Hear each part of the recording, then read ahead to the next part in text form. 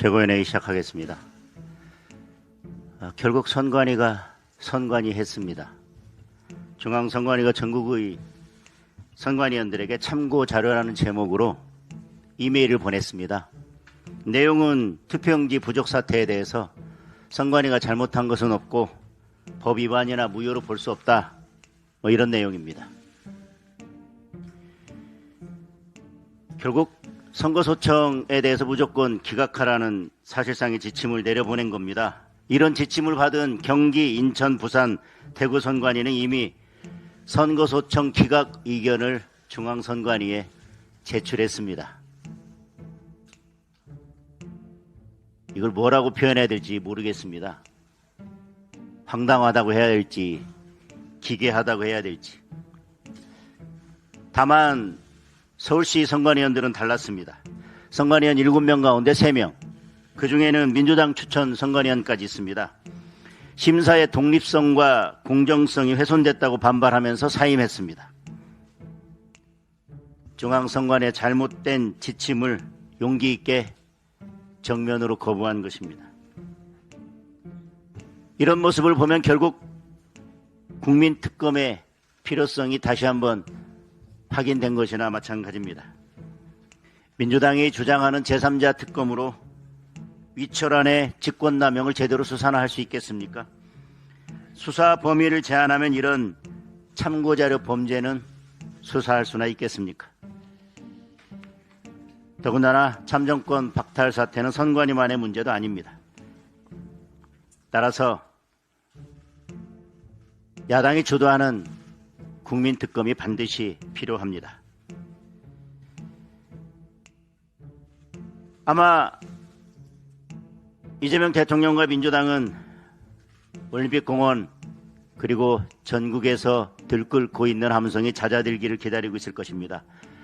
그러나 그런 일은 결코 없을 것입니다. 국민특검 거부한다면 결국 시민의 함성이 이 정권을 무너뜨리게 될 것입니다. 부동산 관련해서 한 말씀 드리겠습니다. 주담대 대출 한도가 느닷없이 절반 3억으로 줄었습니다. 이재명 정권 대출 조우기 정책의 결과입니다. 우리 청년들과 서민들은 그야말로 날벼락을 맞았습니다. 이미 계약금을 치르고 잔금을 준비하던 실수요자들은 가족에게 돈을 빌리거나 그것도 안 되면 고금리 대출을 알아보거나 그마저도 안 되면 결국 계약금을 날려야 할 판입니다. 역대급으로 집값 올려놓고 전월세 다 없애놓고 이미 이제 집도 못 사게 만들었습니다. 주거 사다리를 촘촘하게 놓지는 못할 망정 힘겹게 오르고 있는 사다리마저 걷어차고 있는 것입니다. 집값은 못 잡고 서민 실수요자만 잡는 그런 부동산 정책입니다. 그래놓고 이제 와서 대통령이 주재하는 부동산 토론회를 연다고 합니다. 그런데 그동안 이재명 대통령이 뭐라고 했습니까? 전월세 실종 사태에 대해서 부동산 정상화라고 우겼습니다. 역대급 집값 폭등에 대해서는 선방했다고 주장했습니다. 결국 자기 할 말만 하면서 부동산 정책을 정당화하는 답정너 토론회, 국민 훈계 토론회가 될 것입니다. 보유세 인상, 장특공 폐지, 징벌적 과세 빌드업하면서 결국 집 가진 국민에게 정책 실패의 책임을 떠넘기고 선동하는 것으로 끝날 것입니다. 국민은 훈계를 듣고 싶은 것이 아닙니다. 주택 공급을 어떻게 할 것인지, 전월세 부담을 어떻게 낮출 것인지, 실수요자는 어떻게 보호할 것인지 국민은 그 답을 요구하고 있는 것입니다. 당장 국민 앞에 부동산 정책 실패 사과하고 국민의 집을 빼앗는 세금 폭탄과 복합 규제를 멈추기 바랍니다. 공급과 실수요자 보호 중심으로 부동산 정책을 대전환해야 할 것입니다. 검찰개혁 관련해서 한 말씀 드리겠습니다. 절대 권력은 절대 부패한다. 민주당이 검찰 해체를 추진하면서 내세운 명분입니다. 그 명분으로 보안 수사권 박탈까지 밀어붙이고 있습니다. 그런데 검찰이 쥐고 있던 그 절대 권력을, 그것 못지않은 큰 권력을 가지고 있던 경찰에게 몰아주면 결국 경찰 괴물이 탄생할 것입니다. 절대 부패할 것입니다. 이번 장윤기 사건만 봐도 알 수 있습니다. 이런 사건에서 피의자의 아버지가 제 식구라는 이유로 증거를 없애고 수사 정보를 흘리고 사건을 축소하는 추악한 내 식구 카르텔이 있었습니다. 보안 수사권은 경찰이 미처 발견하지 못한 수사 단서를 찾거나 수사를 미진한 수사에 대한 보완하는 기능만 가지고 있는 것이 아닙니다. 경찰에 대한 견제 기능을 하는 것입니다. 이제 절대 권력을 가지고 있던 검찰의 권력과 이미 자신들이 가지고 있던 절대 권력을 합쳐서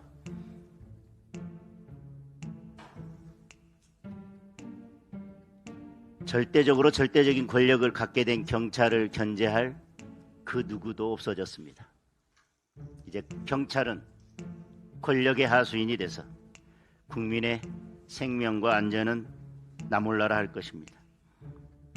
이미 저희들이 광주 경찰청과 경찰청을 방문했을 때 경찰은 앞으로 보안 수사권까지 폐지된 상황에서 그 절대 권력을 어떻게 부패한 권력으로 사용할지에 대해서 똑똑히 그 실상과 민낯을 보여줬다고 생각합니다. 보안 수사권도 없는 절대 권력을 넘겨받아서 국민의 생명과 안전을 지킬 능력과 수준이 되지 않는다고 하는 것을 경찰 스스로 국민 앞에 다 드러내 보였습니다. 그런데도 민주당은 여전히 괴물 경찰을 만들려 하고 있습니다. 권력을 키우고 견제는 없애고 책임은 묻지 못하도록 만들고 있습니다. 진보 진영 법조계조차 우려하고 있습니다. 대법원도 보완책이 필요하다는 의견을 내놓았습니다. 오직 이재명 대통령과 민주당만 문제가 없다고 밀어붙이고 있습니다. 결국 피해는 국민의 몫입니다. 검찰 해체로 편해지는 사람은 결국 이재명 대통령과 민주당밖에 없습니다. 오히려 검찰을 해체하기에 앞서 경찰 개혁이 먼저라는 그 실상을 우리가 똑똑히 목격하게 됐습니다. 국민의힘은 경찰 권력이 국민 위에 군림하지 못하도록 실질적인 견제장치를 마련하고 억울한 국민을 보호하는 사법체계를 반드시 지켜내겠습니다. 짧게 한 가지만 더 말씀드리겠습니다. 이미 안규백 국방부 장관에 대해서는 더 이상 대한민국의 국방부 장관이어서는 안 된다는 의혹이 불거졌습니다. 그 의혹이 사실이라면 안규백 장관은 그 자리에 있어서는 안 되는 것은 물론 안규백 장관을 임명하고 이런 의혹에도 불구하고 한마디 하지 않는 대통령까지도 그 자리에 있으면 안 될 것입니다. 안규백 장관에 대한 탄핵 청원이 30만 명을 넘었습니다. 대통령에 대한 탄핵 청원은 50만 명이 넘었습니다. 간단합니다. 오래된 일이라 사실관계를 밝힐 수도 없다면 모르겠지만 병적 기록부 하나만 공개하면 끝날 일입니다. 공개하지 못한다면 그만큼 떳떳하지 못한 무언가가 있다는 것을 스스로 자백하는 것입니다. 감추려 한다면 의혹은 더 커질 것입니다. 의혹이 커지면 이 정권의 부담도 더 커질 것입니다. 지금이라도 안규백 장관은 병적 기록부를 국민 앞에 공개하기 바랍니다. 보안 수사권 문제는 검찰 편이냐 경찰 편이냐의 문제가 아닙니다.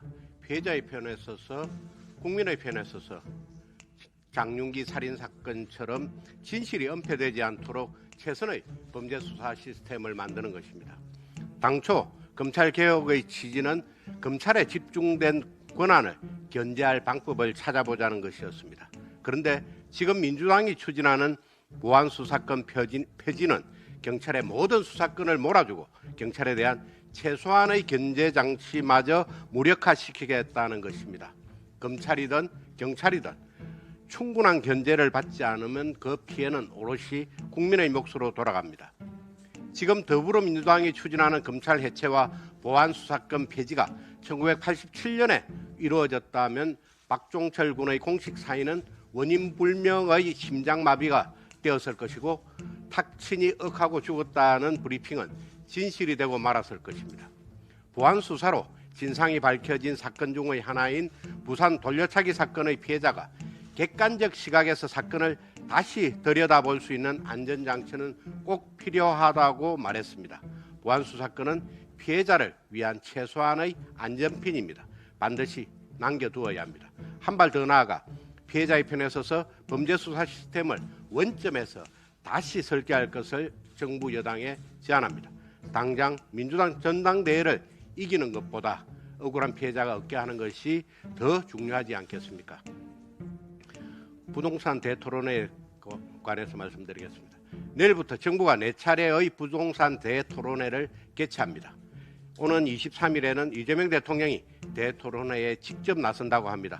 벌써부터 민주당은 국민의 집단지성을 운운하며 듣기에도 민망한 아부를 하고 있습니다. 8.59%입니다. 서울 부동산 매매지수 기준 역대 최고 수준입니다. 내 집 마련 사다리인 전세 매물은 눈을 씻고 봐도 찾을 수가 없을 만큼 씨가 마르면서 월세 가격까지 천정부지로 오르고 있습니다. 지난 5월 서울 월세 가격 지수 상승률은 0.81%, 2015년 6월 통계 작성 이후 최고치입니다. 강북 지역도 월세 300만 원 시대입니다. 서민들은 집값 지옥, 전월세 지옥입니다. 이미 이재명 정부는 노무현 문재인 정부에 이어 부동산 폭망 접근으로 기록되고 있습니다.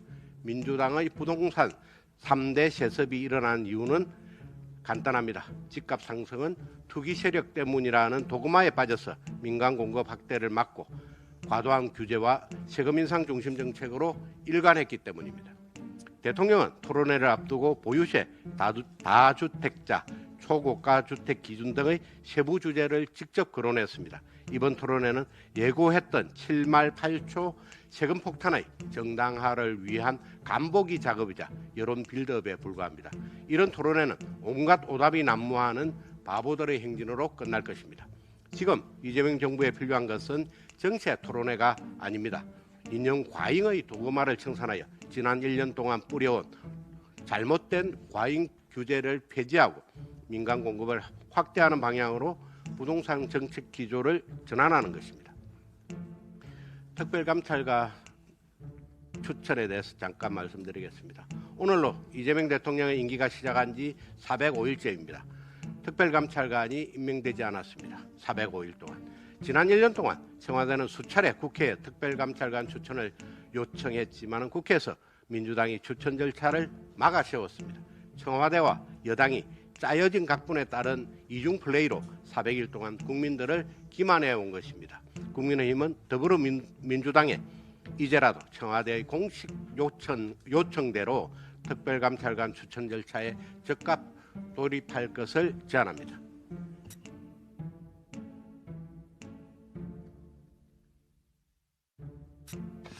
예, 최고위원 신동욱입니다. 경찰의 모든 대한민국의 수사 권력을 몰아줘도 괜찮을까라는 질문에 대해서 최강욱 전 의원은 이렇게 얘기를 했습니다. 경찰이 수사를 하지 않으면 검찰이 그 사실을 언론에 알리면 된다라는 주장을 하는 바 있습니다. 예, 대놓고 검언 유착하라는 뜻이죠. 또 요즘 민주당 성향의 패널들이 방송 나와서 하는 걸 보면 이런 얘기들도 많이 합니다. 우리는 뭔가 대책이 있을 줄 알았는데 정말로 대책이 없다는 것에 깜짝 놀라고 있다. 이런 얘기를 합니다. 이제 2달 뒤면 검찰의 수사권이 완전히 없어집니다.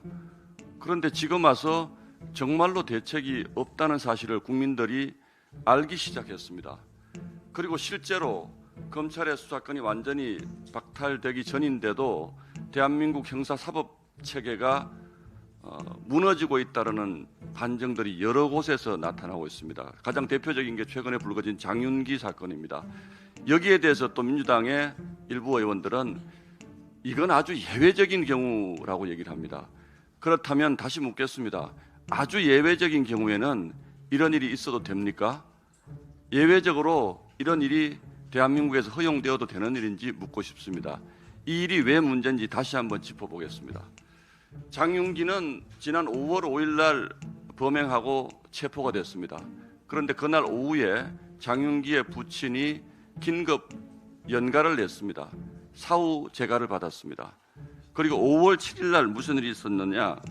장윤기의 오피스텔 비밀번호를 검찰 수사팀이 알려줍니다. 그리고 검찰 수사팀이 장윤기가 휴대전화를 어디에 버렸다라고 하는 것도 알려주고 아버지가 거기 가서 휴대전화를 찾는 노력을 합니다.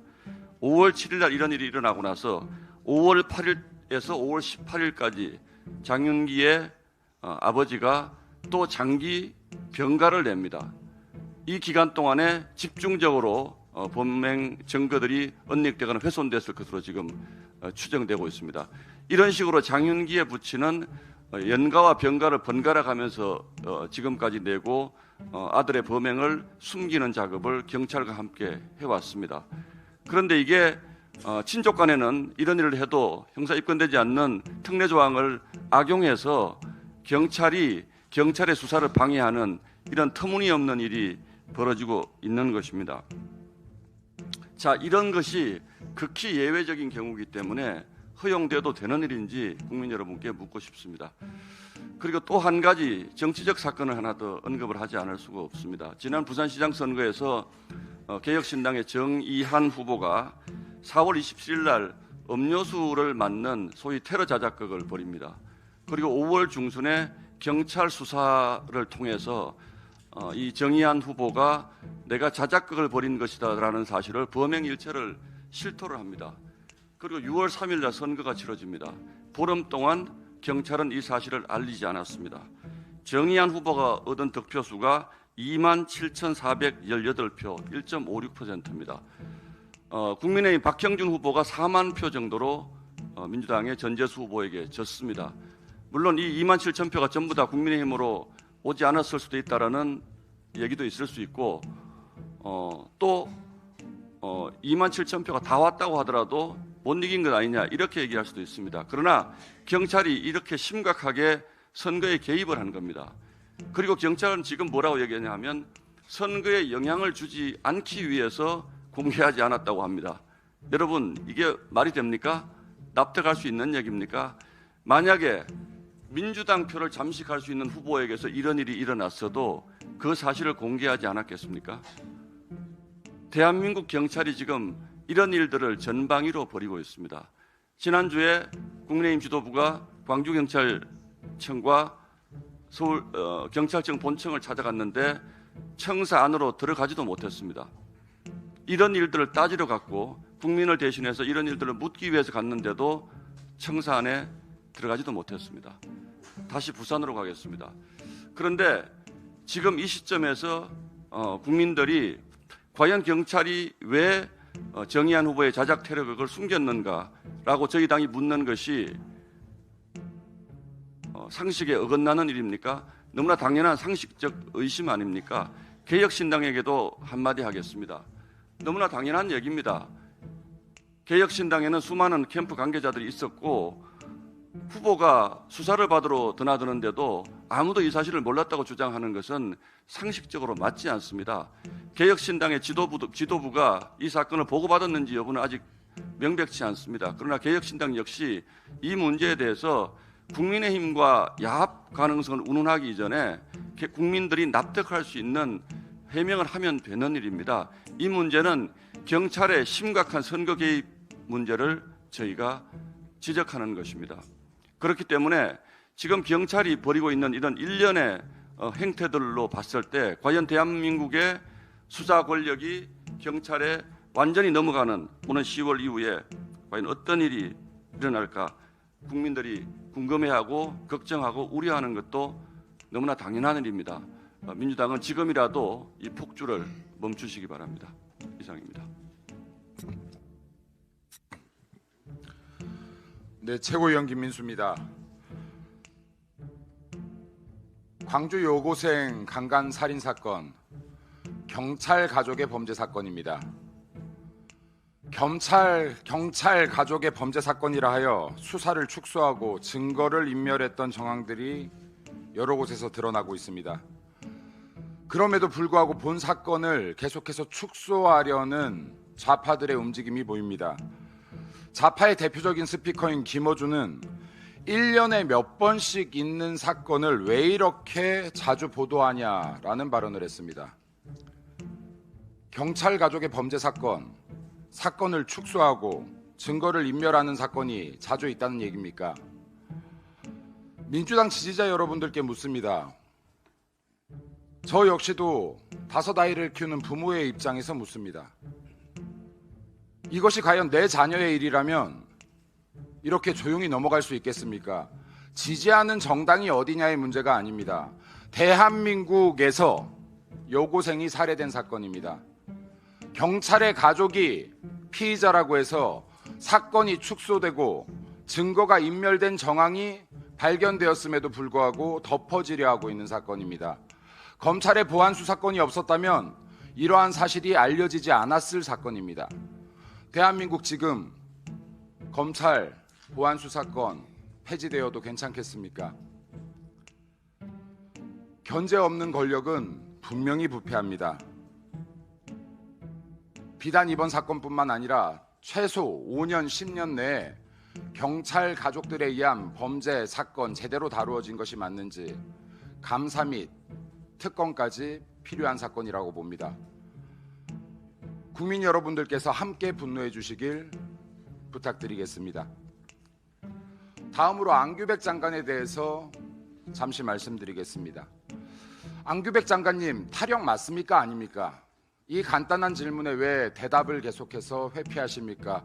물론 본인은 탈영이 아니다.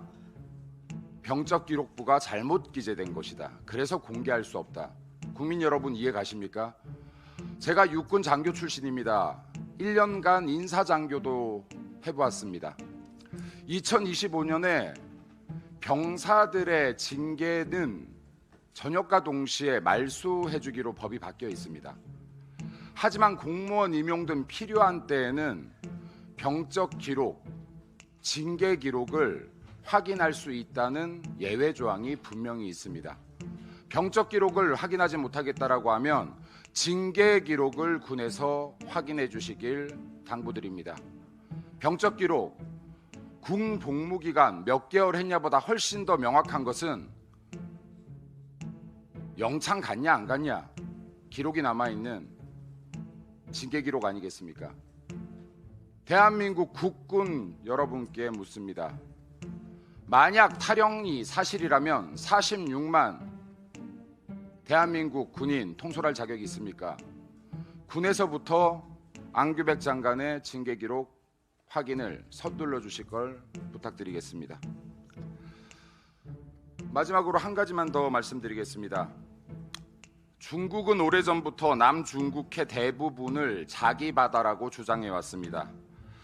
2016년에 국제중재재판소는 이를 근거 없다라고 판결하였습니다. 그리고 올해는 국제중재재판소 판결이 10주년 되는 날입니다. 10주년을 맞아 최근 미국 등 14개국에서 국제 질서를 지지하는 공동 성명을 발표했습니다. 근데 이 공동 성명에 대한민국이 빠졌습니다. 중국은 2016년에 있던 국제 판결을 인정하지 않고 계속해서 남중국해를 중국의 바다라고 주장하고 있습니다. 이 영향은 서해 바다에도 미치고 있습니다. 대한민국 지금 우리의 영해까지도 침범 시도를 하고 있는 중국을 바라보면서 어떻게 여기 공동성명 안 할 수가 있습니까? 대한민국 영해와 국민과 국가를 위해서 일해야 되지 않겠습니까? 중국 눈치 언제까지 볼 생각입니까? 이래서 중국으로부터 대한민국 영해 제대로 지킬 수 있겠습니까? 국민 제대로 지킬 수 있겠습니까? 이재명 정권과 민주당에 구합니다. 중국 눈치 보지 말고 국민 눈치 보시기 바랍니다. 이상입니다.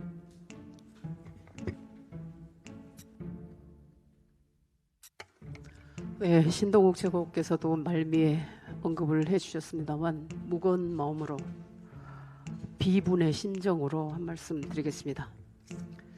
개혁신당 이준석 대표가 부산시장 선거 정의한 후보의 자작 테러 범죄를 우리 국민의힘이 배후에서 공작한 것처럼 주장했습니다. 정의한 사태가 이준석 본인의 스캔들로 번지자 아무 말 대잔치로 국민 전환을 시도하는 것입니다. 공당 대표로서 사명감과 책임감이라고는 전혀 찾아볼 수가 없습니다. 지난주 정의한 전 후보가 6.3 지방선거 보름 전 경찰에 범행을 자백했음에도 아무런 제지 없이 그 가짜 목 깁스를 하고 선거를 완주한 사실이 알려진 후 경찰과 개혁신당에 대한 여러 의문점이 등장하고 있습니다. 당연한 것 아니겠습니까? 경찰은 왜 이 희대의 사기극을 방치했는가? 개혁신당 지도부는 이 사실을 정말로 몰랐는가? 알았다면 어느 선까지이며 과정에서 거래는 없었는가? 책임자인 이준석 대표는 왜 계속 피해자 행세를 하는가? 개혁신당은 왜 정의안에 대한 법적 조치를 하지 않는가? 정 후보 공천은 과연 공정했는가? 이 또한 거래가 없었는가? 이 당연한 질문들에 답하지 않는 개혁신당은 오히려 합리적 문제 제기하는 사람들을 인신공격하고 이제는 국민의힘을 끌어들여 물타기를 시도하고 있습니다. 책임 회피, 자극적 메시지, 메신저 공격, 프레임 전환, 이준석식 나쁜 정치의 모든 것을 보여주고 있습니다. 충고하건대 이번에도 얄팍한 꼼수로 위기를 모면하려 해서는 안 됩니다. 이번 사태를 통해 이준석 대표와 개혁신당은 자신들의 존재 가치에 대해 깊이 성찰해 보기를 바랍니다. 그간 이준석 대표는 내가 왜 정치를 하는가? 어떤 대한민국을 만들 것인가? 이런 본질에 대해 고민하기보다 정치를 게임이나 미디어 쇼처럼 다뤄왔다고 평가받습니다. 사기꾼 정의안의 등장이 이런 철학과 태도와 과연 무관할까요?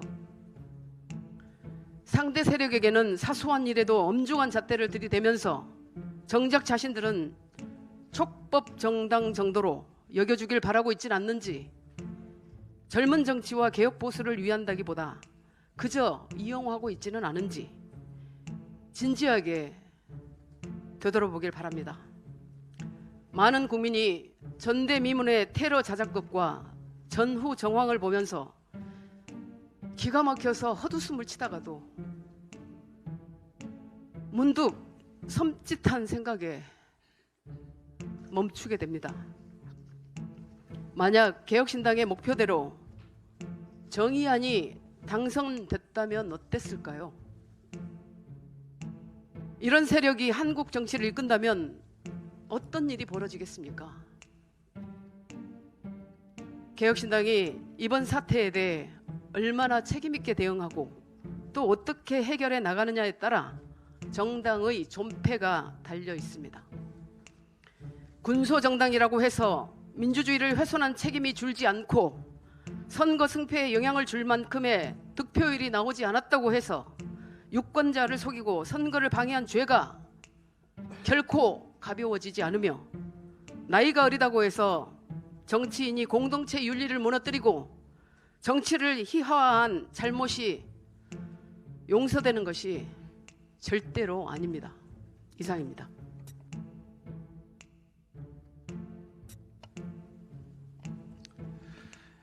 안규백 국방장관 이야기 좀 더 하겠습니다. 지난주 저는 이 자리에서 안규백 장관의 탈영 의혹을 지적한 바 있습니다. 그런데 그 이후 상황이 더 수상해졌습니다.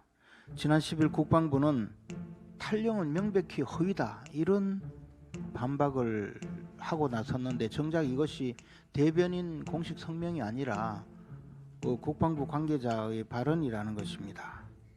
정작 병적 기록 정정 절차는 왜 안 밟았느냐는 질문에 대해서는 국방장관 신분으로 정정 요구를 하게 되면 또 다른 논란이 있지 않겠나, 뭐 이런 모호한 답변을 하면서 퇴임 후에 정정 절차를 밟겠다 이렇게 주장을 하고 있습니다. 명백히 허위라면서 이것을 제대로 밝혀내지는 않겠다는 그런 의도입니다. 대변인 공식 성명으로 탈영이 명백히 허위다 이렇게 한 것인가 제가 확인을 했습니다. 만약에 그렇게 보도자료를 배포했다면 허위 공문서 작성으로 고발을 해볼까 했는데 정작 그런 내용은 없습니다. 안 장관에 대한 탄핵 청원이 이미 30만 명을 넘어섰고 이 사건은 용산경찰서에 계류 중에 있습니다. 이 의혹을 처음 제기한 김영수 예비역 해군 소령은 이렇게 말합니다. 제 주장이 사실이 아니어서 장관님 명예를 훼손했다면 저는 구속이 되든 실형을 받든 어떤 형사처벌도 받겠다. 저를 고소해달라. 뭐 이렇게까지 발언을 하고 있는데 안규백 장관은 전혀 아무런 반응도 보이지 않고 있습니다. 만약에 고소를 하면 김영수 소령의 이 주장이 사실이라는 것이 밝혀질까 봐 두려워서 그렇다고 봅니다. 고소를 했다가 무고죄까지 처벌을 받을 수 있지 않을까, 뭐 그것을 두려워하지 않겠습니까? 안규백 장관이 고소를 하지 않으니 저라도 나서서 김영수 소령을 한번 고발을 해드리면 좋지 않을까라고 생각을 했지만 저도 무고죄로 처벌을 받을까 봐 고발을 못하고 있습니다. 국민 여러분, 이 사건이 어떻게 흘러갈까 이제 앞으로 보여집니다. 안 장관은 고소도 하지 않을 것이고 경찰은 수사도 하지 않을 것이고 병적 확인을 해주지 않을 것입니다. 탈영병을 국방장관에 앉힌 이 정권은 정권이 무너질지도 모른다는 걱정이 있을 것입니다. 그래서 여론에서 잊혀지면 슬그머니 개각 명단에 넣어서 안 장관 이름을 빼는 방법으로 해결하려고 할 것입니다. 이재명 대통령은 국군 통수권자입니다. 인사검증 과정에 안규백 장관의 병적 기록을 모를 리가 없습니다. 이는 국기문란 안보 파괴 이적 행위입니다. 대통령이 직접 답해야 합니다. 국방장관이 지금 아무런 조치를 하지 않고 있으니 제가 꼭 부탁을 드립니다. 김영수 소령을 정말 한번 고소를 해주세요. 그렇게 해야 이 일이 드러나지 않겠습니까? 진심으로 안타깝게 생각을 합니다. 한 가지 더 말씀드리겠습니다. 조국 전 대표 이야기입니다. 조국 전 대표가 지난 5일부터 걸그룹 리센느 멤버의 경상도 사투리 무섭노를 두고 일배식 표현이다, 이렇게 청년 세대 일상 언어까지 사상 검증에 나서서 공격을 해댔습니다. 22살 거제 출신 아이돌이 고향말 썼다는 이유로 하루아침에 좌파들로부터 조리돌림을 당하기도 했습니다. 어제 나온 사과는 무엇입니까? 리센너를 겨냥한 적이 없다, 발뺌뿐이었습니다. 노는 혐오 표현이다. 그래서 계속 주장을 하고 있는 것뿐이다 하면서 또 자기 주장을 반복했습니다. 조국 전 대표는 정말 진정성 있는 사과를 해야 합니다. 리셋늘을 겨냥한 적이 없다는 말장난이 아니라 애초 주장 자체가 틀렸음을 인정하는 진짜 사과입니다. 국민의 입을 검열하려다가 슬그머니 발뺌하는 모습은 정말 비열하고 추합니다. 전 국민을 대상으로 하는 사상 검증이자 정신적인 폭력 행위입니다. 저는 경북 의성군 출신 이 경상도 말 네이티브 스피커입니다. 제 입장에서 보면 참 기가 막혀서 제가 조국 대표에게 한 말씀 드리겠습니다. 조국 대표, 니 웨이카노 잘못했다 하고 실없는 소리만 하노? 언제 정신 차릴라 하노? 조국 대표 야호.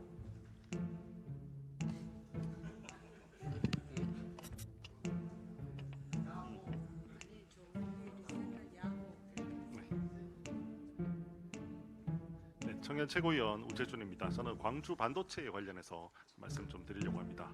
이번에 호남 반도체 투자를 이재명 정부는 4년 내에 착공이 아니라 완공을 하겠다라고 이야기를 하고 있습니다. 그렇게 하면서 부지를 어디로 하겠다라고 했는지 보니까 광주 군공항 부지에 하겠다라고 이렇게 이야기를 했습니다. 이 부지는 현재 군부대가 있는 부지입니다. 그래서 원래 군부대 이전은 우리나라 법상 기부대 양녀 방식을 따르게 되어 있습니다. 먼저 이전할 부대를 지어주고 그리고 부대가 이전하면 그 다음에 그 과거 부지를 받아서 활용하는 이 방식이 기부대 양녀 방식입니다. 4년 만에는 군부대가 나갈 수도 없습니다. 새로운 부지를 공사할 수도 없는 시간입니다.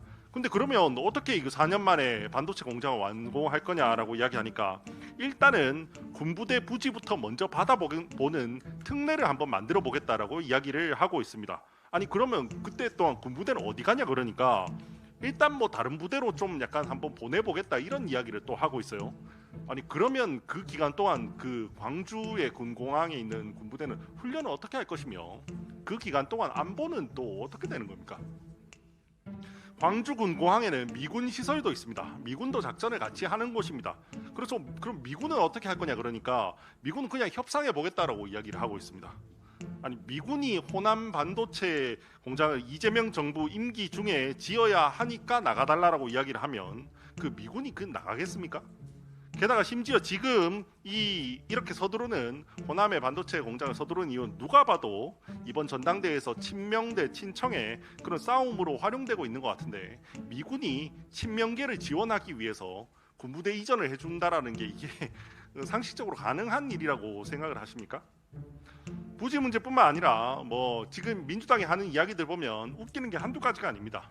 용수가 부족하다고 하니까 예전에는 환경단체들 이야기 들어서 뭐 온갖 이유를 들어서 댐이 안 된다고 하다가 갑자기 호남이 댐을 짓겠다라고 이야기를 하고 전력이 부족하다고 하니까 원전 15년 걸린다고 이야기하다가 갑자기 생각해보니까 7년 만에 지을 수 있을 것 같다고 이야기를 하고 각종 유인이 부족하다고 하니까 갑자기 노동법 고쳐서 주 52시간 제한을 풀 수도 있을 것 같다라는 이런 이야기를 하고 있습니다. 아니 민주당은 정치 철학이 도대체 있는 집단입니까? 그때그때 필요할 때마다 이렇게 자기들 입장을 그냥 바꾸면 됩니까? 애초에 2022년 대한민국에서 5년 단임제 대통령이 이런 식으로 억지로 기업의 팔을 비틀어서 기업을 내려보내는 것 자체가 불가능합니다. 정책은 시장 친화적이어야 되고 시장에 줄 수 있는 유인책을 주는데 집중해야 됩니다. 제일 대표적인 게 전력요금 같은 겁니다. 전력요금 같은 거, 산업용 전기요금 같은 거 차등화 될 수 있는 이미 법적 근거도 있습니다. 영호남 지역에는 전력 생산량이 많은 만큼 전력을 많이 내리면 됩니다. 전력요금을 파격적으로 내려서 50%씩 내리고 이렇게 하면 기업들이 갑니다. 그런 식으로 인프라 투자를 해야 되는 거지 이런 식으로 팔을 비틀어서 내릴 수 있는 그런 게 아닙니다. 시장도 아마 지금 비웃고 있을 겁니다. 지금 보면 다들 용인에 2년 앞당겨서 공사한다 이런 부분에 대해서만 환호하고 있지 지금 이 상태로 지금 정부 발표대로 갈 수 있다라고 믿는 그런 사람은 아무도 없습니다. 오히려 화가 나는 것은 정말 가야 할 곳에 지금 가지 못하는 것입니다. 대표적으로 구미죠. 얼마 전에 SK 최태원 회장께서도 그 반도체가 지금 가장 중요한 건 속도다라고 이야기를 하셨습니다. 많은 전문가들이 지금 속도가 중요하다라고 이야기를 하고 있습니다. 그러면 누가 봐도 상식적으로 전력과 용수가 이미 구비되어 있고 부지 공사가 다 완공되어 있고 부지를 평당 1,000원에 제공하겠다고 하고 있고 인재와 소부장 기업도 다 있는 구미가 지금 가장 먼저 공사를 할 수 있는 곳입니다. 그럼에도 불구하고 지금 이재명 정부의 눈치를 봐서 지금 기업들이 투자를 못 하고 있는데 이거는 오히려 이재명 정부가 지금 정말 해야 할 투자를 오히려 가로막고 있는 거라고 생각을 합니다. 호남에 무리하게 투자를 오히려 하려고 하다가 너무 빨리 하려고 하다가 오히려 역차별 문제를 넘어서서 나라의 경쟁력까지도 갉아먹는 게 아닌가라는 생각이 듭니다. 이런 식으로 할 게 아니라 시장의 이해를 둔 그런 정책을 펴야 합니다. 이재명 정부에서 부동산 환율 문제도 사실 이 시장과 반하는 정책에서 이 원인이 있습니다. 사실 지금 부동산 가격이 오르고 환율이 떨어지지 않는 이유는 뻔합니다. 이재명 정부가 돈을 풀 거라는 걸 다 알고 있기 때문입니다. 원화 가치는 갈수록 계속해서 내려갈 거라는 걸 모두가 시장이 알고 있기 때문입니다. 환율이 고공행진을 한 지가 꽤나 오래됐습니다. 그 기간 동안 유학생들, 그 다음에 수입하는 분들, 이런 분들 너무 큰 고통을 겪고 있습니다. 그것 때문에 수입 물가 때문에 국내 물가도 너무 많이 올라서 우리 국민들도 큰 고통을 겪고 있습니다. 근데 지금 우리나라에서 수출하는 기업들 굉장히 많습니다. 수출 굉장히 호황입니다. 그래서 사실은 달러를 벌어들이는 기업 굉장히 많습니다. 근데 그 기업들이 아무도 환전하지 않습니다. 다들 알고 있기 때문입니다. 어차피 원화 가치는 계속 내려갈 건데 그 달러를 들고 있는 게 낫다라는 걸 다 알고 있기 때문입니다. 부동산 문제도 사실 마찬가지입니다. 부동산이 오른 이유 그냥 오를 거라고 믿기 때문입니다. 다들 이재명 정부가 돈 풀 거라는 거 너무나도 잘 알고 있고 수입 물가는 계속해서 오르고 환율 때문에 수입 물가가 오르고 그 다음에 중대재해처벌법 같은 각종 규제를 계속 만드니까 건설사들은 계속해서 일을 하기가 어렵고 그러니까 누가 봐도 건설비는 오르고 돈은 푸니까 그러니까 부동산 가격이 오를 거라는 건 누가 봐도 뻔히 아는 겁니다. 그런데 부동산 가격이 막상 오르니까 이제는 무슨 세금을 올리겠다, 대출을 조이겠다 이렇게 하면서 애꿎은 국민들만 피해자로 만들고 있는 상황입니다. 최근에 전세 가격이 많이 올랐습니다. 전세 가격이 많이 오르고 국민들이 너무 큰 고통을 겪고 있습니다. 그러니까 이재명 대통령이 이렇게 말했습니다. 전세는 원래 없어져야 할 제도다. 이런 이야기를 했습니다. 아니 대통령이 그렇게 말하면 전세가는 폭등합니다. 왜냐하면 시장 입장에서는 그래도 정부가 전세가를 안정시켜줄 의지가 있는지 능력이 있는지를 보는데 대통령이 나서서 나는 그냥 전세를 없앨 겁니다 라는 이야기를 하면 당연히 전세 가격은 폭등합니다. 이것 또한 이재명 정부가 시장에 대해서 얼마나 이해를 하지 못하고 있는지를 저는 보여주는 것이라고 생각합니다. 그 피해는 국민들이 보고 있습니다.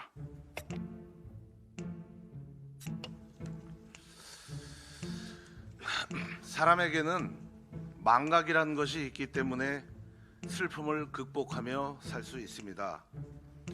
하지만 반드시 기억해야 할 것을 기억하지 못하면 그 망각은 우리에게 엄청난 재앙을 불러옵니다. 1994년 10월 21일 아침 7시 38분 성수대교 상판 48m가 끊어져 무너지는 믿기 어려운 사고가 발생했습니다. 이 날벼락 같은 사고로 등굣길 학생과 출근길 직장인 등 총 49명의 사상자가 발생한 참사였습니다. 한강 다리가 무너지다니 모든 국민에게 엄청난 충격을 준 믿기 어려운 사고였습니다. 그로부터 1년도 되지 않은 1995년 6월 29일에는 더 충격적인 사건이 발생합니다. 강남 한복판에 있는 삼풍 백화점 건물이 순식간에 폭삭 무너져 버립니다. 이 사고로 502명이 사망하고 1000명 가까이 부상을 입게 됩니다. 이 두 번의 국가적 비극은 결코 갑작스러운 사고가 아닙니다. 다리가 끊어지고 건물이 무너지기 전에 위험을 알리는 명백한 전조 현상이 여러 번 있었음에도 불구하고 이 경고를 외면하고 무시했기 때문에 발생한 불행이었습니다. 현재 대한민국이 그렇습니다. 국가 붕괴가 우려되는 위험 신호가 곳곳에서 쏟아지고 있습니다. 성수대교가 무너지고 삼풍 백화점이 붕괴됐듯이 이재명 정부와 민주당이 하는 짓을 보면 대한민국을 곧 붕괴시킬 것 같습니다. 첫째 위험 신호는 체감 경제가 무너지고 있습니다. 부동산 참사, 환율급 등 청년층 실업률 증가, 그리고 자영업자들이 몰락하고 있습니다. 또 권력이 기업을 윽박지르고 있습니다. 둘째는 탈영 의혹의 무자격 국방장관에 의해 국방의 가치는 땅에 떨어져 버렸습니다. 셋째는 기세 등등한 범법자들의 서슬퍼런 국정 운영에 공직사회는 입 다물고 눈치 보기에 급급합니다. 넷째는 검찰청 폐지, 보안수사권 폐지 등 형사사법 체계가 완전히 붕괴되면서 장윤기 사건에서 보듯이 사회 안전 시스템이 완전히 와해되고 있습니다. 다섯째는 경찰, 검찰, 사법부 같은 힘있는 국가기관 종사자들이 권력의 눈치만 보면서 납작 엎드려서 결코 움직이지 않습니다. 마지막으로 이 모든 심각한 현상을 국민에게 제대로 알려야 할 언론은 꿀먹은 벙어리가 되어 침묵하고 있습니다. 이제 대한민국은 양심과 도덕성이 마비되고 신뢰가 무너진 불신 사회가 되었습니다.